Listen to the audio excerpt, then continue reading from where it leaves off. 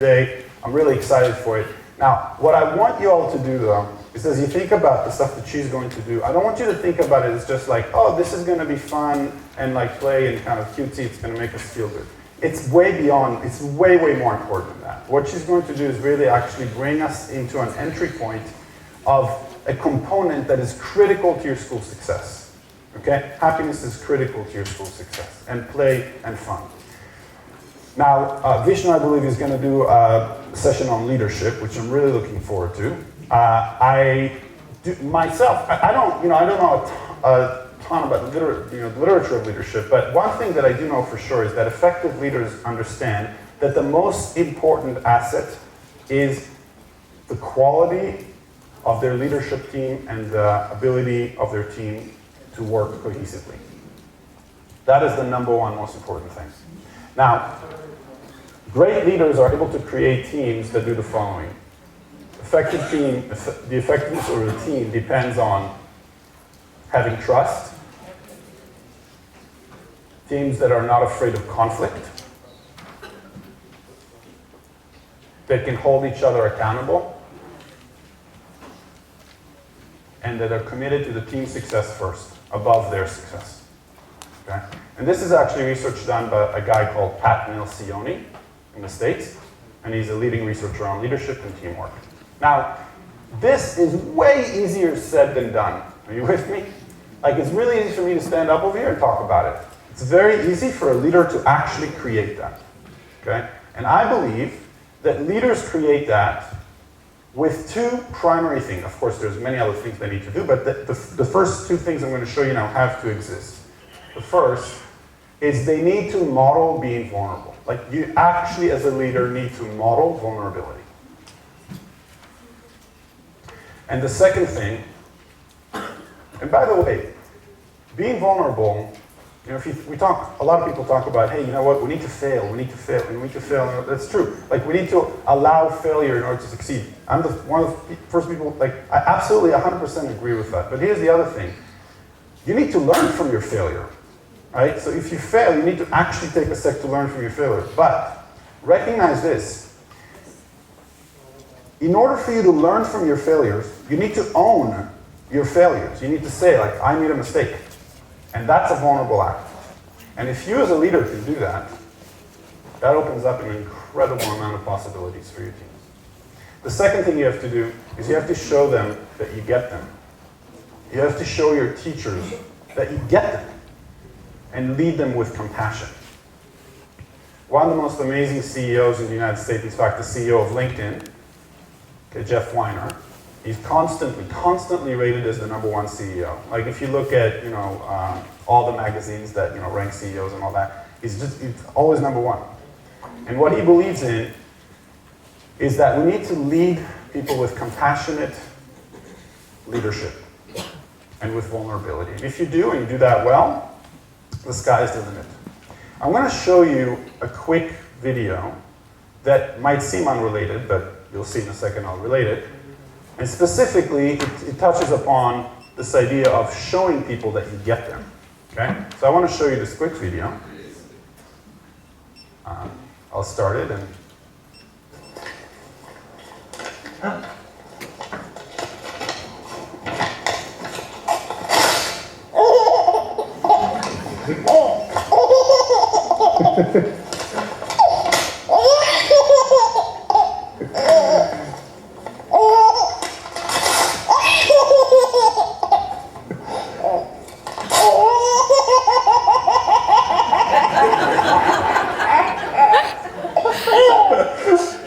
And it keeps going on forever. This video is like 150 million views on YouTube. It's crazy. Okay? Now, okay, so I showed you this video, and every single person in the room either laughed or at least smiled, like with a big grin, on your face, which is beautiful because it shows that we're all human. You're looking at this baby smiling. You can't help but laugh or smile. It's so freaking cute. But this happens because we have something in our brain called mirror neurons. Okay? We all have mirror neurons. And it turns out that the teachers in your school that you're leading also have mirror neurons. And, right?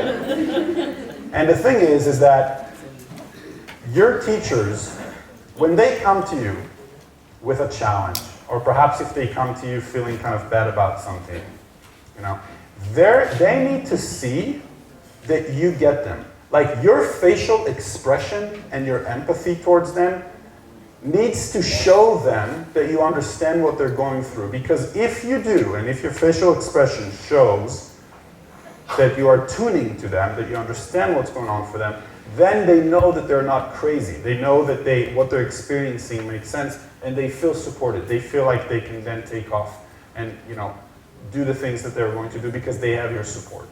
If you are unable, or if you don't show them empathy, if you don't, you know, show literally with your facial expression that you understand what's going on for them, they're going to get stuck. And they're going to feel threatened. You're going to be like, wait, am I weird or something? You know? So it's really important, and I just want to say one last thing about this. 90% of communication is nonverbal. Okay? So a lot of times it's really important to listen to what is not said. Okay? Empathy is about experiencing like the connection with the heart, right? Not just like what is said with words. And as leaders, we absolutely need to do that. And it turns out that empathy is also the first step of design thinking. And I'm really excited for Willie's session later, and he's going to kind of talk to us and take us through this what design thinking is all about. Okay? But I'll just say this. The mark of a great school is not one that, you know, produces kids that can score in the 99th percentiles on tests and everything. Look, I work in a school where we send kids to Harvard and Stanford all the time and stuff, okay? And to be frank with you, like, great, that's nice. I mean, it's nice. I'm not gonna, you know, it's fine. That's a good thing. But I also don't think that that's what makes us a great school, okay? The mark of a great school, in my opinion, is a school that helps its young students, its people, affect change in the world. That empowers them to use their innate gifts and their abilities to actually solve real problems in the world. And how will our students solve real problems in the world how will they do it if they're unable, let's say, to empathize and understand, you know, the actual problems that people have in the world? They have to empathize first. Without empathy, you don't understand what the problems are on a deep level, right? They need to be able to define the problem. They need to be able to come up with crazy ideas and actually pick one of them and rapidly prototype them and test them in the field with people to see that it's actually solving the problem. And if not, to ideate again. That's the mark of a great school. And I believe that it is time for every school in the world to provide students with these design thinking skills and to provide students with the creative confidence that they all innately have. And I really look forward to learning more about that with you guys today. Thanks.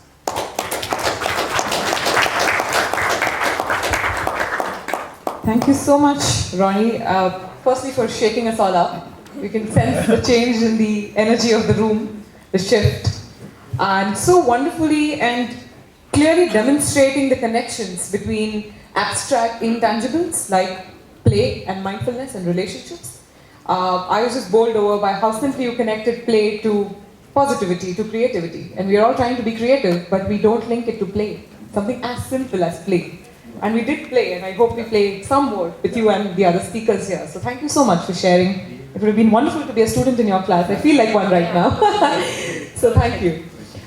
I would like to introduce our first pillar, the first session on one of our pillars. It's a little tough now to introduce him because like Ronnie said, in the game you saw the real person and Vishnu was my partner.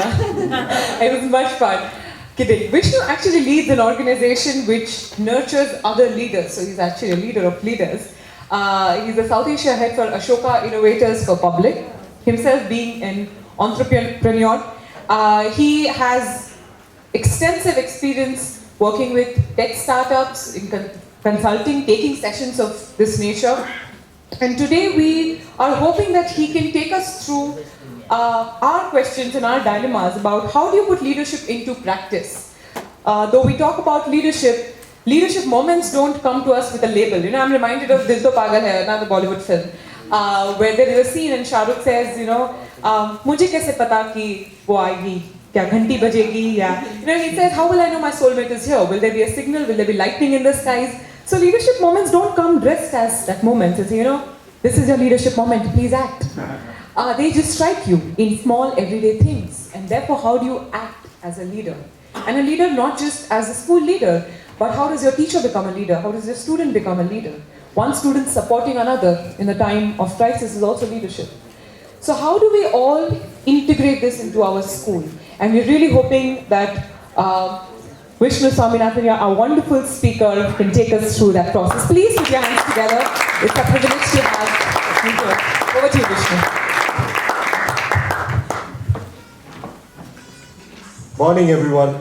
Such a pleasure to be here. And none of what I'm going to speak is available in any book. So there's no theory at all. There is no author for this. It's purely the experience of Ashoka as an organization in the last 35 years. And that's why, instead of calling it leadership, we've added the word new leadership, because it's purely about what we have seen as requirement for the future and what do leaders need in them to survive in the future. So please don't refer this to any books, it's not available. I just want to kind of say that one of the most significant learnings of Ashoka as an organization in the last 35 years is that we know that somebody changes the world. Meaning, we have seen again and again in the history, Mahatma Gandhi changed the world, Martin Luther King changed the world. So many people have changed the world. And now we start, recently in the last 30, 40 years, we started looking for social entrepreneurs who gave up all their lives to change the world and make the world a better place. Then we realized, oh my God, it's not just a few handful people who can change the world. Now we need everyone to take charge, because the problems are actually increasing than the solutions available. So that's why we now believe that everybody needs to be a change maker. Everyone. So all your children, all the schools, wherever you're working, how do you make sure that all your children can eventually become change makers? And why is this important? You will get to see a glimpse of why that is important through my conversation, so we can have probably questions towards the end. So I'm going to start off by saying this, that the world is really changing fast. All of us know that the world is really, really fast changing, right? Now there is enough proof for this, and the change is actually exponential, right? So if you look at the way the world has changed, one important notice what we take is repetition is ended, right? Meaning you look at the last 30, 40 years ago, everybody was trained to be good at repetition, right? And the best example is we were all trained to, there was really a big training to become a bank teller, right? Many of us will know there was a job in the bank, it was called a teller. So the person used to take your checks and give you cash. Now where is the job of the teller? The job of the teller has disappeared. Now the same way if you look at factories, you look at any car manufacturing factory. Now how many people are repeating things? Actually nobody, because it's all replaced by bots, right? And now information is also being managed by bots. So repetition is ended. Now that is the biggest sign of that the world is changing exponentially. The other extreme of this is that, in 1955, if a company became a Fortune 500 company, the company stayed in the list of Fortune 500 for 35 years. A company stayed in the Fortune 500 list for 35 years. Today it is less than 5 years. Right? That's also exponential change. So we have to be prepared much better to adapt to these changes, right? So I'm going to show you a very quick video. Maybe you've all seen these videos, but it's a good reminder.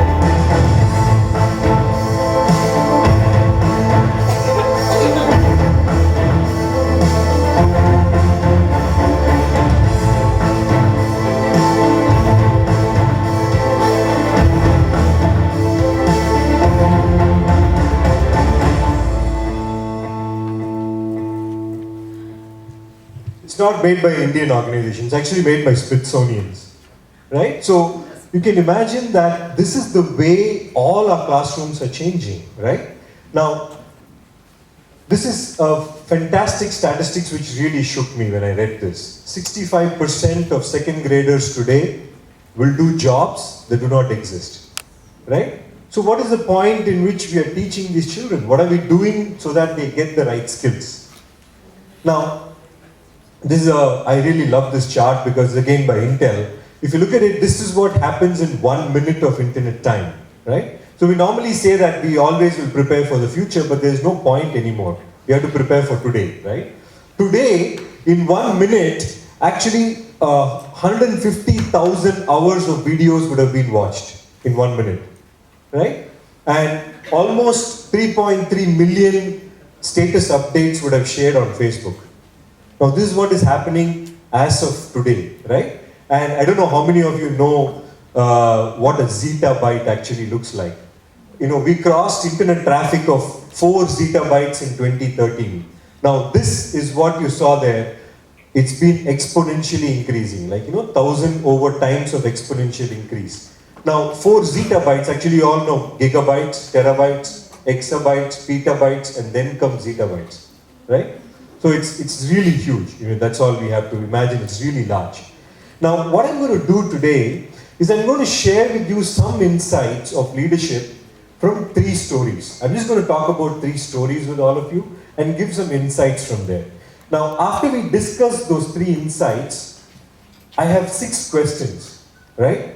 And all of you are going to discuss those 6 questions. So we'll form some groups amongst us to discuss those 6 questions, and we'll have some moderators, and then we'll close it. So that's the whole idea. So you're going to hear me speak for all the 90 minutes, so please don't worry. So the first thing what we have realized about leadership is we cannot control. Now, control leadership is gone. It's all about empowerment now, right? Meaning, I'm sure some of you in this room, when I started my job almost 25 years ago, I started as a junior most person in an organization. There was a clear hierarchy of leadership, right? There was a pyramid leadership. We all must have, some of you would be familiar. There was a boss, super boss, and then there was a middle boss, and then there was another boss, then I was a little minion. So many of us started as minions, right? Now today, if you go to an organization or if your students are creating companies, and if they go and say there, I am going to be the super boss, you listen to me, who's going to listen? Even none of us want to listen, right? So the leadership is turned around. Now that is all about empowerment and not control, right? So I'm going to talk about one person who is one of our Ashoka's favorites. I know how many of you know this lady called Gloria D'Souza. She's from Bombay. Unfortunately, she passed away a couple of years ago. But Gloria was a teacher, meaning like many of us, she was a school teacher. And she was tired of one fact, that children were repeating rhymes in second grade. So all she was seeing is children were repeating this, let's go merry-go-round, twinkle, twinkle, little star. She was tired, right? So she said, I cannot make my children repeat like this. So rote learning, she was against it. So she had an idea about environmental education, right? And she said, this is 1971, by the way. So 1971, she said, I want to teach children environment. So she was in a Jesuit school. Nobody agreed to it. Nobody wanted her to do it. And in 1982, she struggled for 10 years. 1982, Ashoka, the organization I worked for, selected her as the first Ashoka fellow ever, and we gave her a stipend to go and do whatever you like, right? So she quit her job as a teacher, and she set up an organization only 8 years later called Parisharasha. Now, within those 8 years, what she did, she had in her mind a curriculum called environmental science. So that was what she was wanting to teach children. And all she did was, instead of teaching in the class, she would take children out to the park and ask children to spot birds, ask children to spot the variety of botany around them, and that's how she taught them. And she realized that by taking them out, they were not just learning about environment better, they were learning every other subject better, right? And then she went to the Maharashtrian government in 1983 or something, and she said, can we make this into a curriculum? So Maharashtra government adopted it as a curriculum, 1,100 schools in 1983. And by 1990, it became a national curriculum. Today it's called EVS. Right? So EVS was created by this lady called Gloria D'Souza as a teacher. You know, she was inspired by taking children to the park. Right? Now, what is very interesting about this, I want to just highlight, as a leader, right? As a leader, what is happening here is this. The idea becomes more important than the individual or the organization. It is the fact today, we all know EVS, we don't know Gloria D'Souza. And we don't have to. That is the beauty of Gloria's idea, right? It's not her name which is important, it is EVS which becomes important, right? I'll give you a recent, much more recent example. Many of you know Tesla Motors, the electric car company which is really becoming famous, right? 2014, June 16, Elon Musk stood up there and said, I am going to make all the patents, 820 patents, and every patent Tesla Motors will create in the future as open source. A company standing up and saying, take all my patents, I don't care.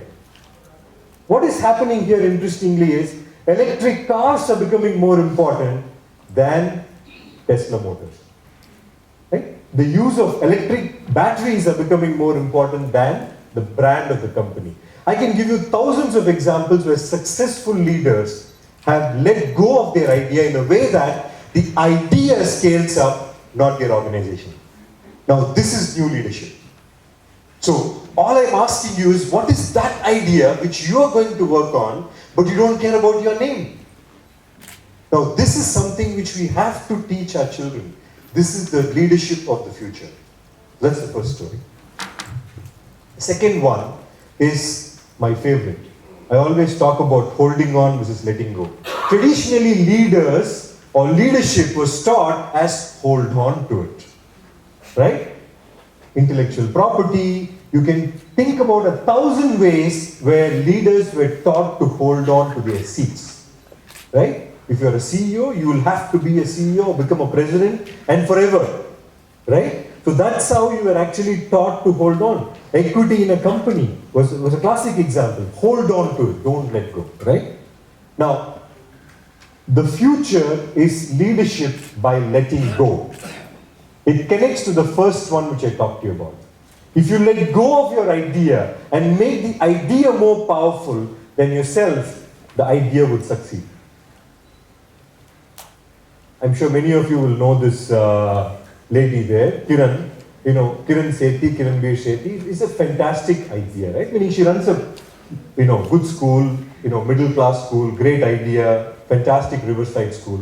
But what is very interesting about Kiran is that she turned around and said, I want children to take action to make society better.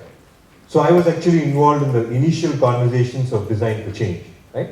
So Design for Change is a classic example of saying, how do you turn it around and let everybody take the idea and run with it? Today, Design for Change, started in 2009, right? Design for Change version 1 was 2009.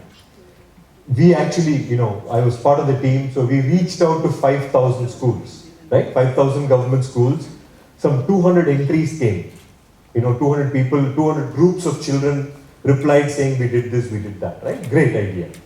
Today, it reaches 25 million children.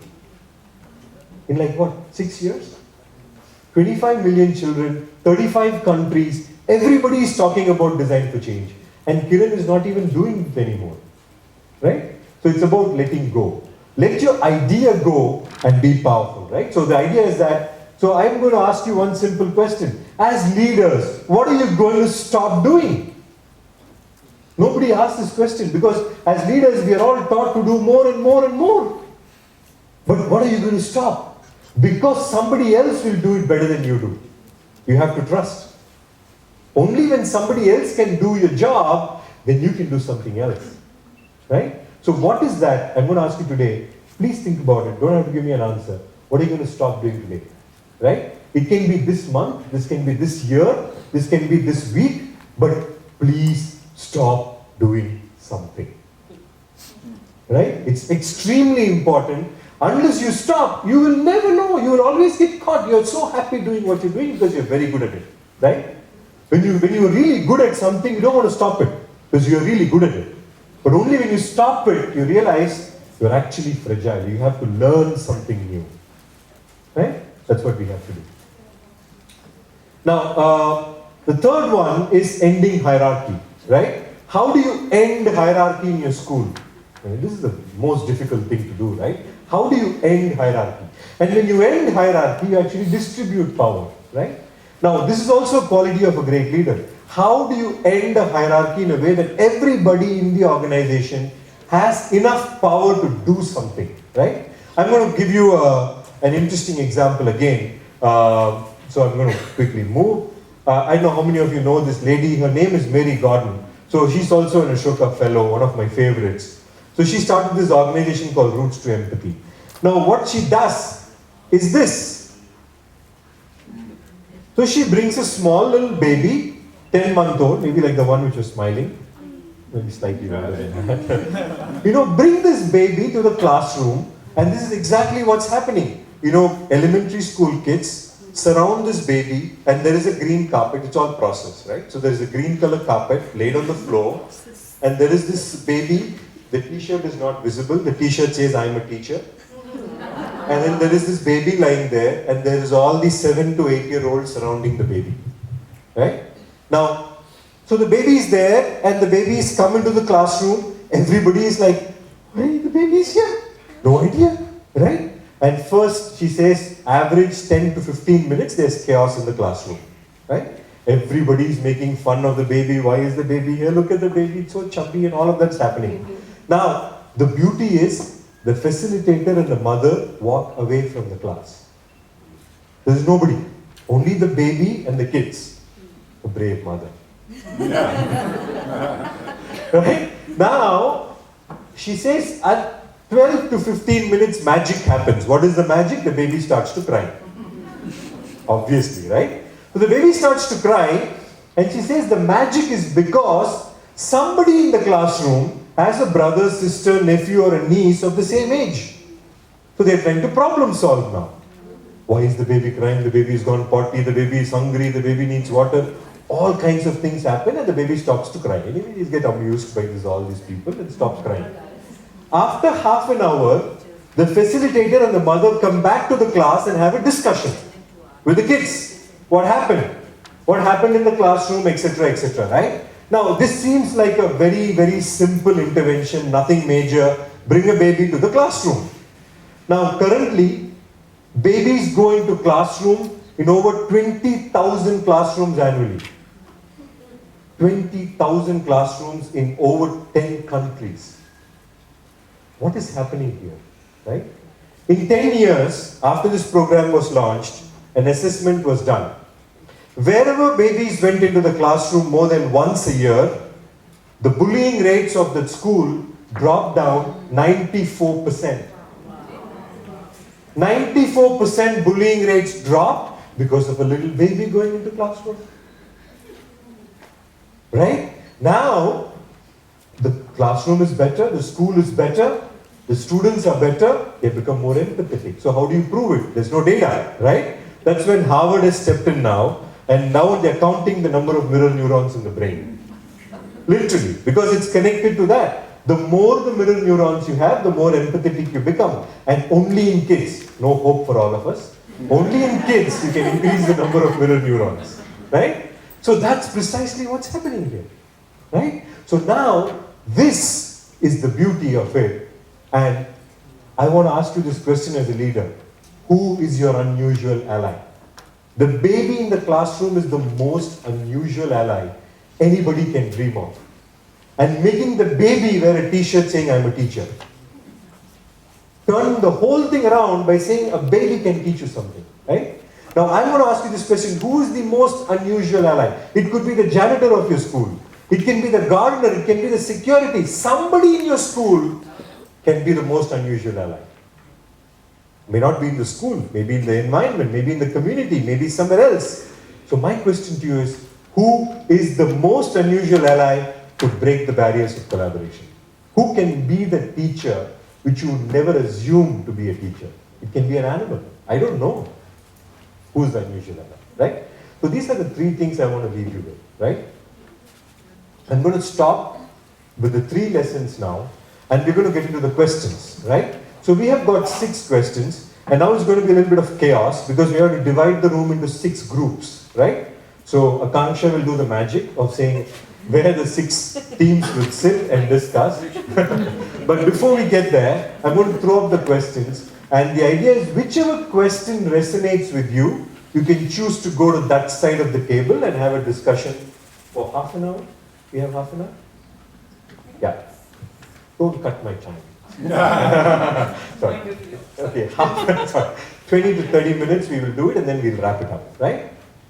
So, the 6 questions are these. So the first question is, how do we inspire teachers to take care of their entire class beyond just academics, right? So all of you are already doing it. Maybe you all have wonderful ideas you want to throw up and help others who are facing the same question. So question number 1, if some of you resonate with it, keep this in mind. The first question is, how do we inspire teachers to take care of their entire class beyond just academics? The second question, what are the ways every teacher can interact with external stakeholders, including parents? Interacting with parents is not just somebody's job, right? It's not just your job. How can every teacher in the school do that? Not just the teacher, donors, community, companies, whoever that may be, right? So this is the second question.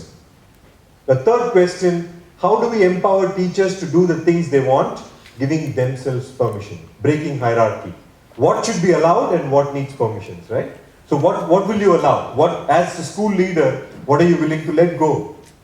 That's the question we are addressing here. How do teachers work together in teams? Internally, how can best practices be shared? And how can teachers work with other schools? My biggest complaint is, many times we reinvent wheels, right? We think we are the only person in the whole world facing the problem and we want to create a solution. And it's so exciting to create your own solution, right? But sometimes it's much easier to work with each other and figure out what's really out there. So how do we share best practices is the next question. And the last question, one more question. How can teachers better participate in student social change projects? How can we help students get better exposed to latest thoughts and change making? Maybe some of your schools already are working with children to say they are doing some very interesting projects for the community, a water filter, whatever be that. How can you get your students, teachers get engaged with that?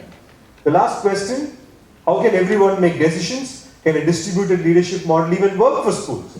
In case it does, what would be the school leader's role? What is your role? If everybody becomes a leader in your school, what is your role? Right? You're not going to become irrelevant, but maybe some of the roles would become irrelevant, right? So how would you do this? So these are the 6 questions we have. So we have 6 people who have been, we're going to moderate, sorry. You don't know that you're going to moderate. So that's a surprise. So we have 6 names who will help us moderate with these 6 questions. So being the facilitator, I have taken the liberty to get the names assigned to these questions. I'm sorry if you don't like the questions. You can blame Akanksha, not me. So question number 1 would be moderated by Mr. Sultan Ahmed. Sultan, where are you? Oh, there you are. Sorry. So you would moderate this question and you will choose a location of this room as well. The second question would be moderated by Madam Musha Pandit. Yes. The third question would be moderated by Ramesh. The fourth question by Francis. Thank you, Francis. The fifth question by Reena Jinwala. Reena Jinwala. Thank you very much. And the last question by Renu. Thank you. So the 6 questions. So the basic idea of moderating is to make sure that everybody speaks and we kind of get to some conclusions on the 6 and share best practices. And before we move on, I'll put this up later on, but before we move on, everyone must contribute. So please, every single person in this room should speak. If you're not speaking, or if you're not allowed to speak, it's your right. Let's not hog the time. That doesn't mean we all take all the time we want.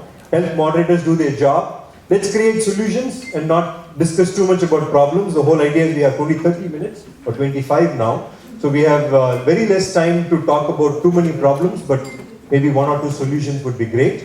And let's keep it simple and let's listen to every idea, right? So these are the 6 questions. So maybe... Shall we do 1, 2, 3, 4, 5, 6? It's easier. What? Yeah. So 1 here.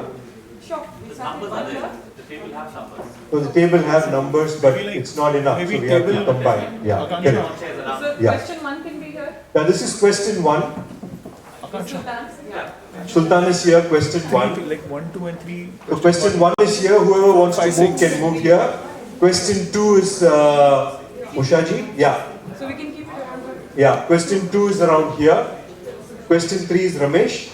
Maybe you can just move here if you don't mind. Yeah. Here, this one. Second. Yeah. So 1, 2 and 3 here. And behind are the 3 tables. Behind would be 4 would be Francis. Francis is there.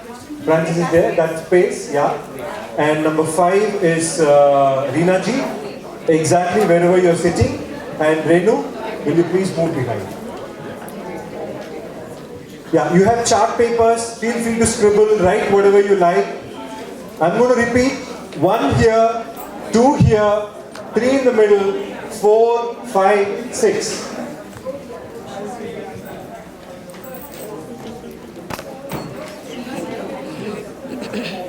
Three is here, 3 is in the middle. 1 here, That isn't here. 2 here, 3 here, I'm not missing anything. 4, thank you, 5 in the middle, and 6 there.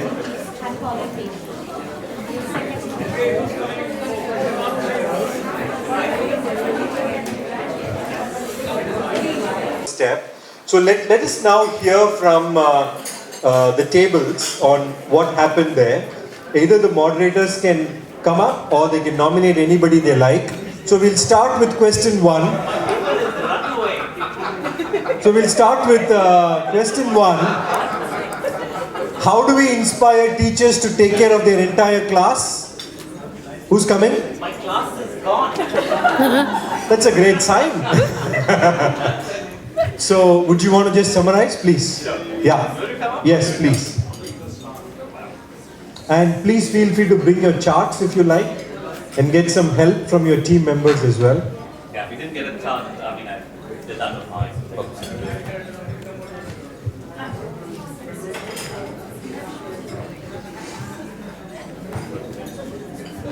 Hi, good afternoon. All right, so my group was very vociferous and they were all over the place trying to give lots of thoughts and lots of ideas. I've scribbled a lot of them and I hope I'm doing justice, guys. The question given to us was, how do we inspire teachers to take care of their entire classroom beyond academics? So the initial part of our discussion revolved around what's inspiration, what's beyond classroom, and what's the entire class. We got into thoughts of an entire class could vary in different scenarios. In India, it could be even 50 and 100. In some schools, it could even be 10 or 15. So that definitions we got into. I think the inspiration part was something that drew a lot of thoughts and comments. I loved one particular point. If you allow a lot of freedom with responsibility, teachers get inspired. Give them a lot of freedom and yet make sure that they are accountable and there is a sense of responsibility. And one of my team members put it across very beautifully. Cushion for the experiments that teachers do. Right? So whenever you are allowing a lot of freedom and you want your teachers to go beyond the classroom, right, and look at doing experiments within the classroom, they need that assurance that if they're failing, that there is someone out there to cushion them, because they are bound to fail. They will make mistakes. But are you going to stand up for them? Are you going to protect them from the parents? That's something that's so critical, in inspiring them. Of course, you as a leader need to walk the talk. That was another point that was brought out. very vehemently, one of my team members talked about that your teachers need to be very clear about the objectives of what is expected out of them, right? There's another point that was made is what's the initial milestone that you started off from and where are you headed? Is that measurable? Have you figured out where you are today? Where are you heading? And how are you going to measure the progress that is being made? So those were some of the broad points that came about in the word of inspiration. And then when we looked at the topic of going beyond academics, loads of words came out. The usual ones like sports and extracurricular activities to life skills to, some very specific ones. And I think these were some of the interesting ones. One was about, can we teach our children aesthetics and beauty? Very rarely do we talk to our children about, just the aesthetics. And in a country which took pride, and if ever you go back 100, 200 years, just look at the aesthetic sense with which our country lived. And just look at the kind of cities that we live in today. And somewhere we as teachers have probably failed to put that sense of aesthetics in our children. So, and I really thought that was something that we need to talk to our children about. Of course, you've got the citizenship, the words that we keep listening to.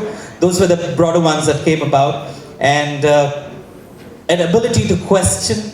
I think that was another key highlight in that topic of going beyond academics, because in an educational system or a curriculum that revolves entirely around making our children understand what the answers are and giving them grades for the answers that they give you, if you can make them learn to question, and that's one of the biggest skills for the future that we will be seeing. And yeah, so those were broadly some of the points, and I'm moving closer. Yeah. Yeah, I saw that. So I'm going to just sum that up there with the fact that, I think a lot of them insisted on, using films of successful teachers or schools, teacher internships. Internships is another one that I would want to end with. Do you realize that your children study for 18 long years if they've done a bachelor's, or 20 years, and for the first time in their life they start working when they've got a job? I mean, that's the kind of an education system that we've created. We don't have hands-on learning for our children at any level. So internships and, practical knowledge of actually doing things for our children could really help them to inspire them to go beyond the academics. So broadly, that's what we were looking at. Thank you. Thank you so much. I think getting students to question, we are actually happy when they question about subjects. But we get very nervous when they start questioning our processes. So how do we open ourselves to get even questioned on the processes is very interesting. All right, the next one, team 2, who's coming? What are the ways every teacher can interact with external stakeholders? The smallest but a powerful group.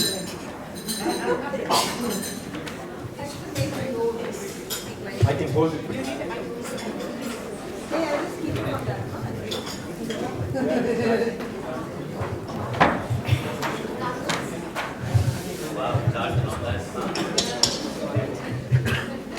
No, is it good afternoon or is it still morning? Good afternoon. So good afternoon people, I'm Usha Pandit and I think we got one of the easiest questions, at least we thought so. What are the ways every teacher can interact with external stakeholders including parents? Well, we decided that everyone is an external stakeholder, right? So as far as education is concerned, there's no one particular, there is this internal stakeholder, which is probably the teachers and students, management, and probably the parents, and then everybody outside, the whole world out there is an external stakeholder in education. So we've listed everybody down, and I'm not going to read all those: resource people, community people, helpers, professionals. And going with what Sultan just said about internships, I think organizations, trade, workplaces and NGOs, just exposure the children need to get to these places I think was important. Then of course there's social media and media, SMS and the whole internet world that allows you to perhaps talk to someone in Japan if they've just had an earthquake, for example. Might be one aspect, could be the beggar outside the school whom you have never spoken to before. It could be a fireman who comes to have a chat with your children because you're talking to them about fire. And that might actually lead to more information that you get. In an informal chat, he might tell you a lot more than just about fire. So I think that kind of education where you invite life into the classroom is extremely important, because, and in that process, I think every human being in the world or every object or place in the world becomes an external stakeholder, according to us. We divided our thoughts into who. We started with who, and then we said how, and then we went on to why, because I think Molly said why, and that's a very important question. Why are we wanting external stakeholders to come into our schools, and how are our teachers going to get them in? So again, for how, it was pretty simple: the face-to-face PTAs, meetings, diary orientation, phone calls, etc., that are normally done, an old world, and I think very important.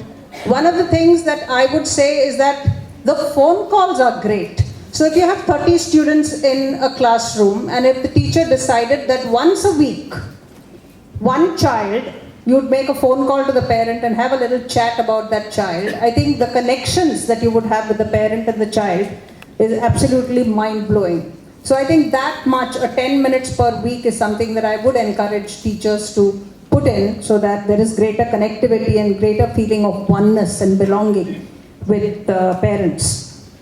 And then of course there is the digital world. So you've got WhatsApp groups, and we went into whether parents should be allowed into the teachers and teachers should be allowed into the parents' WhatsApps. Who should, there's a feeling of, I think because the digital world is so new to us, I've always felt that, we were not born into the digital world, and there is an automatic sense of caution when we talk about it. But eventually, I think all that sort of caution is going to recede when our children become teachers, and therefore we are going to use technology more. One thing that I personally think is very important to create empathy in children is the recognition that you need to give to empathy. So you have prizes for English and for mathematics and history, geography, etc., but you have no prizes for empathy. So on your annual day, if you put a prize for empathy and called it the highest prize, if for a college admission, for example, the colleges decided that empathy would be one of the biggest, reasons why they should take a child into college, and if we actually valued that and walked the talk and actually gave those prizes, then I think it would be easy, isn't it? Because the minute you value something and you cherish something and you reward it, you are automatically there. The why, you come close to me? Until you actually touch me. Okay, I'll finish quickly. He's threatening me. Don't want to be grabbed. Do not want to be grabbed at this age. No.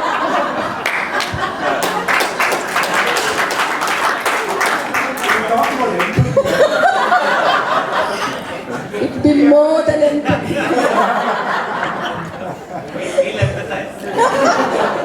I feel more. Okay.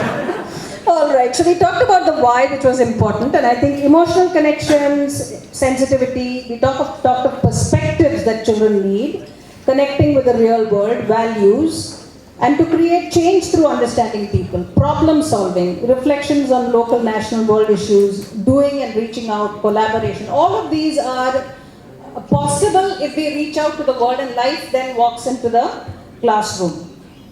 When are you going to do this? So this is something that we need to think about, because you don't want it to be a one-off, a one-off thing. That, well, let's call the alumni now, let's do this once a year.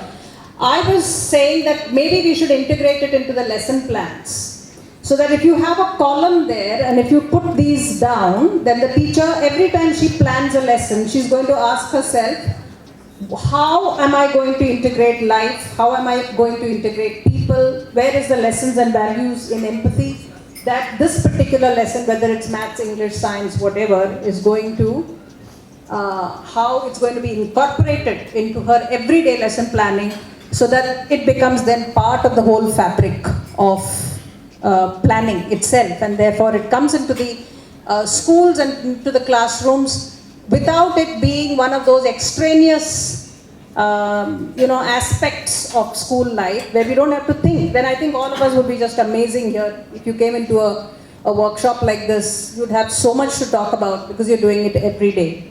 And where, of course, in school, online, etc., that was the easiest part where.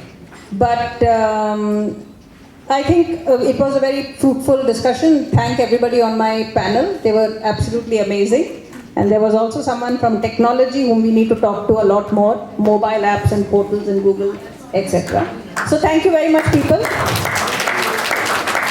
Thank you so much.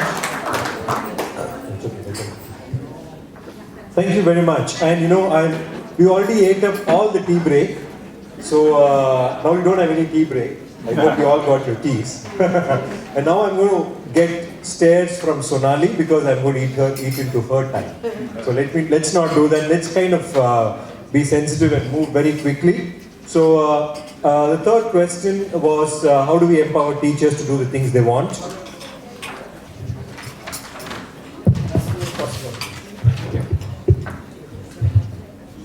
Okay, so the question was about empowerment of teachers. So I had a fairly vocal crowd with me, each of them having extremely good beliefs, very fervent beliefs.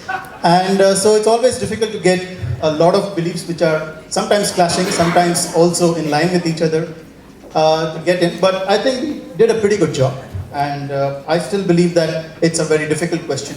This is not a question which actually only involves schools. This is a broader question which all organizations face. Okay, it's very difficult because there's always a difficulty in finding out what that line is. We know what the line is with respect to no balls. Okay, we lost a match because of that. But with respect to this, it's a little bit difficult. Okay, there you go. So very quickly, I'll tell you. So the overarching point which came across was about culture, about creation of a culture where there is a common belief, there is a common mission statement, there's a common objective, and all the teachers which is participative. There's a huge degree of inclusivity which allows people and teachers to actually participate in defining what the school should represent, not just the school but also across schools and as a whole the education system per se. This allows for multiple things. It allows for innovation. The culture allows for innovation. It allows for participation. Having a rational, unbiased opinions, unbiased, objective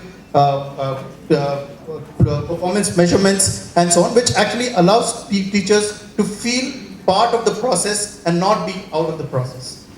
It allows for trust. It allows for a lot of mistakes to happen. It allows for decision making devolved down the entire structure.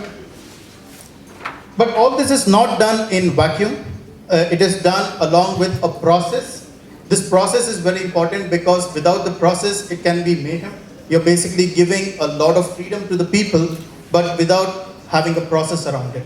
And along with the process, there are a set of policies which need to be guided. Now, the question of policies and this whole question on who needs permission and what permissions needs to be taken, of course, I contest a few things here, but the point is that the overarching idea was that people do not need any permissions. Well, if you have the process which is fairly well defined, and there is, like I said, a lot of fervent hand gesturing there. So what I'm saying is that if the policies are all properly defined and if the policies have been participative, it includes for each and every person's participation, then typically permissions are not required. That's the kind of thought which is there in the group. The other interesting point was also celebration of effort rather than just the success, which is an interesting point. It again is a debatable point as to where you draw the line. Should success never be a question or should it never be celebrated? It's a question which is difficult to answer. And also, what should you reward and what should you penalize and what should you recognize? Those were the questions which came, which will also define the culture per se. And finally, it was about creating a closed loop system. The closed loop system which allows you to actually have a feedback where you can allow for criticism, creative criticism to come through, and thereby you're actually creating a living organism, and you're actually creating a vision and a mission which is actually active and looked upon and changed as you progress. That's pretty I think, creating I hope I did some justice. there you go. Fantastic. So permissions is very interesting, right? Just take Wikipedia for example. Anybody can go and edit, but the community takes care of what goes on and kind of self-moderated. So I think processes and procedures are equally important when you let go. Let's go to the next question, Francis. How do teachers work together in teams? So there has to be a team. So I have let go. It's a let go from me as a moderator to the team. So, Willie, over to Willie. That's it? Okay, we had to give our man from Ashoka a hug because he was looking so worried and upset, you know. So, how much time do we have? We're putting it on the clock. 1 minute? 2 minutes? Really? Okay, thank you. Madam, you'll have to come in front. All right, so our question was, how do teachers work together in teams? Internally, how can best practices be shared? And how can teachers work with other school teachers? All right? And this was such an amazing group to be with because they had so many ideas. All I had to do was shut up and write. Right? And this is the wonderful team. Say something. Thank you. There's a wonderful team that came up with this little chart. If this chart could magically go up on the screen, it would be wonderful. If this chart could magically go up on the screen, it would be wonderful. It would be really wonderful. It is possible. It is wonderful. It is happening. Then it says it all. Then it says it all, right? So that people can see. You don't need to speak. So essentially we said, as a teacher, the teacher is in shade. No one's seeing the teacher. Wo jhaad ke piche, she's like, nobody knows where the teacher is. People don't see teachers in each different classrooms. So we said the teacher has to break through and she has to be seen. And when she's seen, she gets noticed. And everybody likes to get noticed. It's like that third standard teacher asked a question. Okay, I finished my lesson today. Does anyone have a question? And the girl on the last bench, just raise your hand. Yeah, you. Okay. She has a question. And when we asked her what the question is, she said, did you notice my new dress? Everyone wants to be noticed, right? So let's get our teachers to be noticed. Then let them share their best practices. Let them be goal-focused and goal-oriented. There is team teaching, right? Somebody spoke about team teaching. We said, let's create open space technologies. Let's have a space. Let's put people together. Let them work together. Let them talk to each other. Let's probably try and go flat in terms of our organization. Let people talk to each other. Let's build a culture of cohorts in our school. Small little groups of people working together on one particular project. Let's build a culture of error and then build a culture of better. Right? Let's, you can use your height. Let's have data meetings in the school. Data is like the third person in a conversation. Right? Let's look at teaching as leadership. Somebody here, raise your hand, said micro-teaching. Kaun bola? Micro-teaching. So many people said micro-teaching. That's when teachers are helping each other with small things. We said one of the three major areas is, if you want all this to happen, you need to give it time, right? So create a structure. Let there be time. Oh, time is up, okay. Then you got to let go, and then you got to let God, right? And, okay, and you got to have faith. And the last thing is, take away Fevicol leadership, right? Don't get stuck to your chair. Fevicol leadership should be taken away. Then have eating meetings.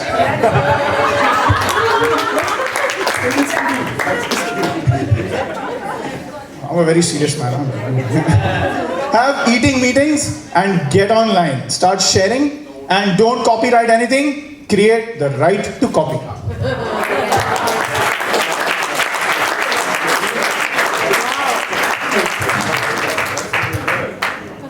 So someone said, instead of copyright, let's also do copyleft. So great, thank you so much for the energy, and They managed their own time, so I didn't have to do anything. Fantastic. So can we go back to the next question and the next team, please? Team 5. How can teachers better participate in student social change projects?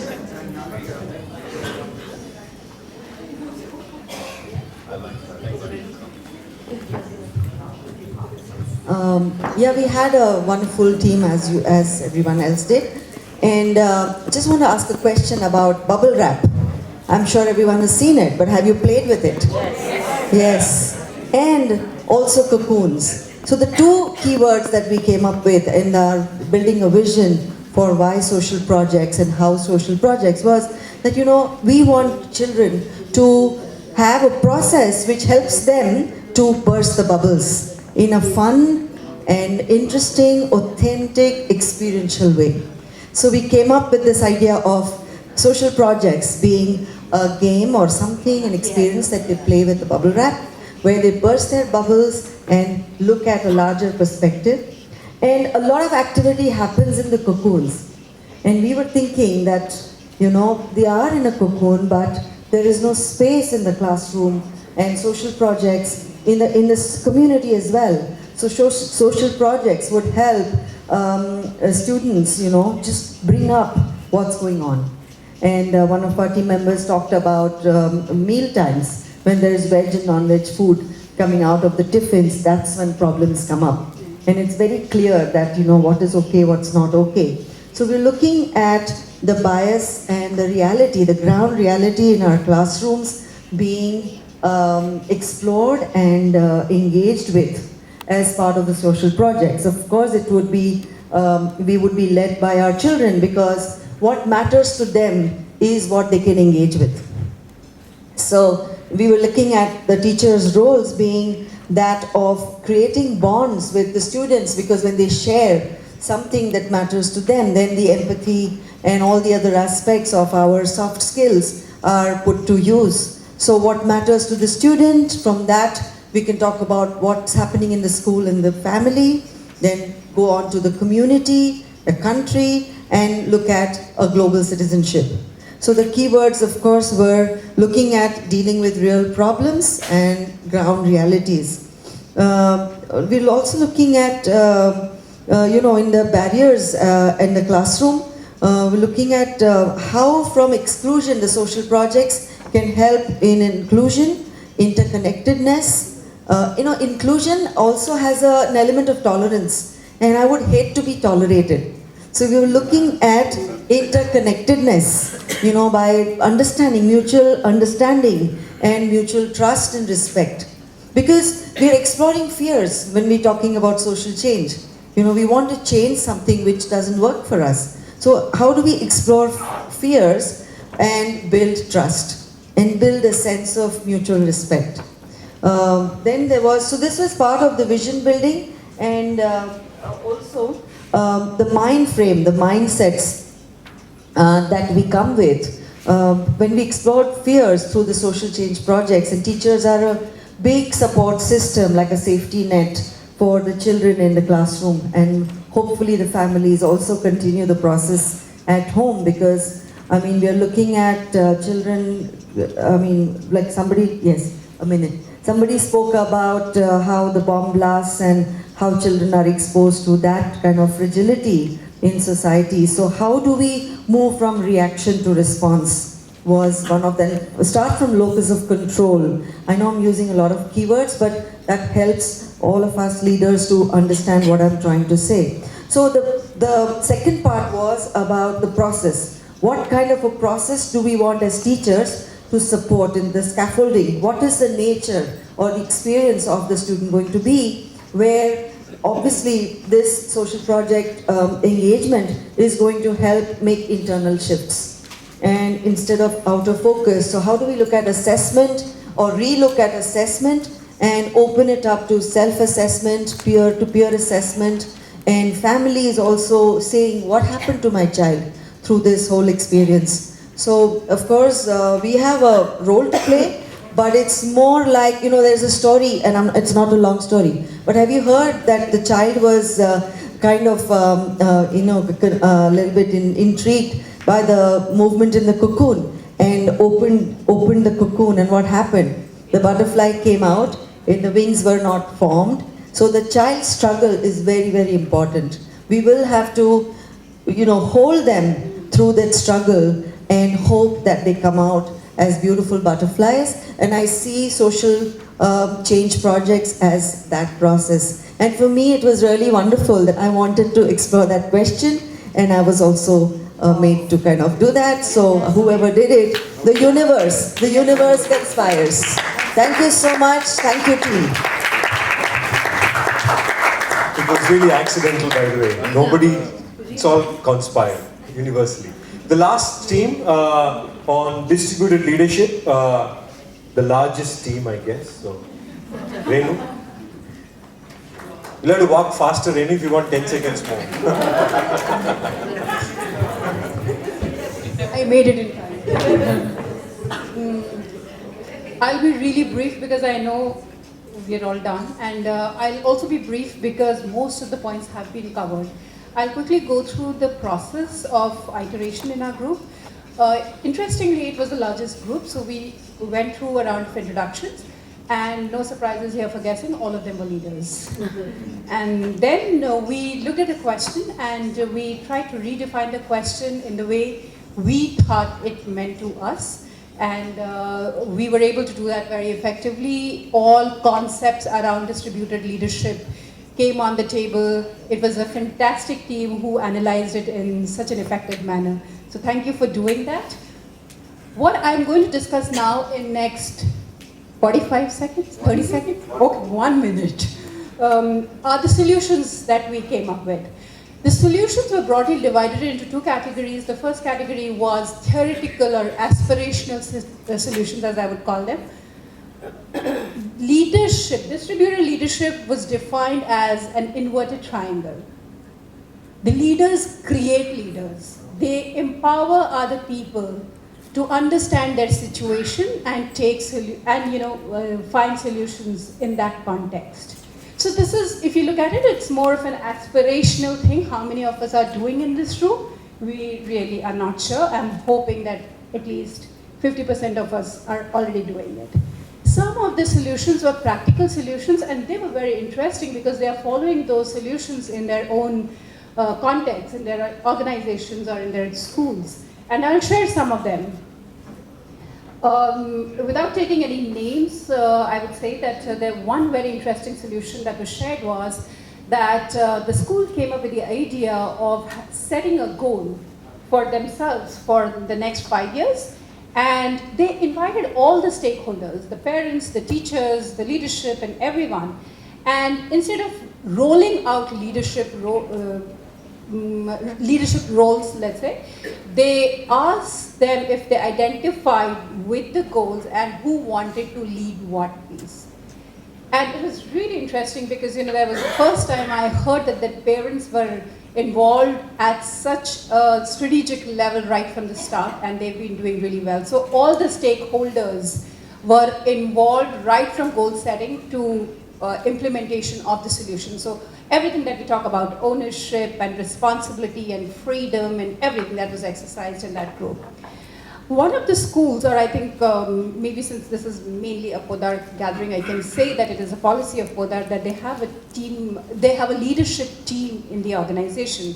And these people get extra remuneration to be part of the leadership team. But what is more exciting is that the objective is to create more leaders. And what they are doing is that this leadership team revolves or rotates. So every year there is a new leadership team. So what is happening is that leadership is going out there to everyone, and everybody is given that opportunity to be part of it. 1 minute is done. I get this from Vishnu every day, so I don't need it here. I'll just say one thing that Vishnu had said, and there's so many wonderful solutions, and I can speak for the next 2 hours, but I think, I won't. The last thing I'll say is that Vishnu also in his presentation said about letting go, and very interestingly, the school leader said that while we are expecting motivations and encouragement from the leadership, how often do we inspire and motivate and recognize our own peers? And that is very important, and there is one organization which is doing that, and I found that very interesting. And there were more solutions about how they have involved students in defining the problems and finding the solutions and setting up quality circles, reflective practitioners, empowerment, responsibility, and space to make errors. Thank you. Thank you very much. Thank you. Thanks to each one of you, because the session was actually led by each one of you. That's leadership, right? It's distributed leadership truly in action. I just want to end by just saying this to all of you. We are, I don't know if you all realize this, we as a generation are the most fortunate in history. Our generation, right? The reason is, 100 years ago, if somebody needed to shift their mindset, it took their whole lifetime, right? You look at the literacy movement, you look at civil rights, you look at freedom as a movement, right? Every country fought for freedom for their whole lives, and somebody else enjoyed the freedom, they did not, right? So it took a lot of time to change your mindset. But look at our lives. How many times have our mindsets been shifted in our own lifetimes, right? It was multiple times. Telephone was really something which we all like, I still remember making the first international call by booking a trunk call. I'm sure many of us do. Many of us remember telegrams. Many of us do all of this. And now we are in the WhatsApp generation, right? Like that, if you look at how our lives, mindsets have shifted, it has shifted multiple times. And the good news is, it is shifting faster, right? And the beauty of it is anybody can shift it. Anybody can shift it. Each one of us here can actually lead a mindset shift if you want in the next 5 years. Maybe 2 years, 1 year. We have enough evidence of that. Our children, whoever is in our classrooms, are going to shift mindsets faster and faster.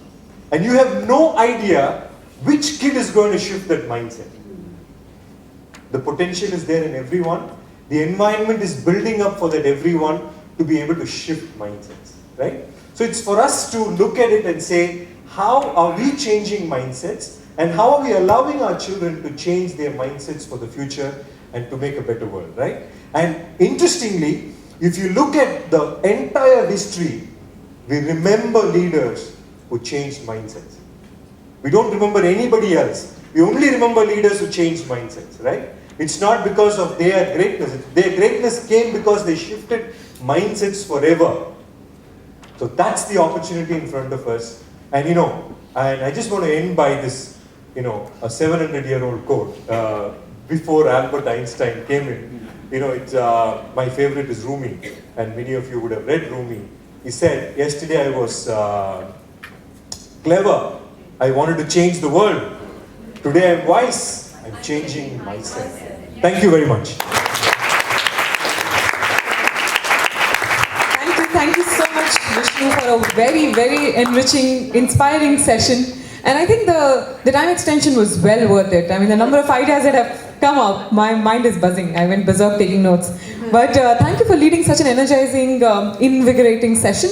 And I'm sure all of us are taking back a lot of food for thought, because these ideas each idea is so rich that I think it would take us some time to absorb, reflect, and then put into practice.